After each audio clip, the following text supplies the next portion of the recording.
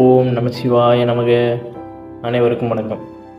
நம்மளுடைய வீட்டில் பார்த்திங்கன்னா பெண்கள் எல்லாருமே மாலை நேரத்தில் தீபம் ஏற்றுகின்ற வழக்கத்தை வைத்திருப்பாங்க. நம்ம வீட்டில் தினம்தோறும் நாம் எல்லோருமே கடைபிடிக்கப்படும் ஒரு விஷயந்தான் தீபம் ஏற்றுவது.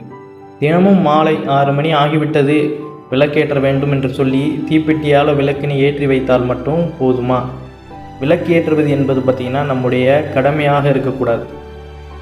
அதாவது இந்த நேரத்தில் இந்த வேலையை செய்யணும் அப்படிங்கிற மாதிரி நம்ம பூஜை அறையில் விளக்கேற்றுற விஷயத்தையும் செய்யக்கூடாது.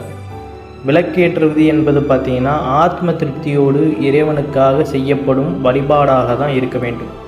நம்மில் சில பேர் இதை கடமையாக தான் செய்து வருகின்றோம் என்பது குறிப்பிடத்தக்கது.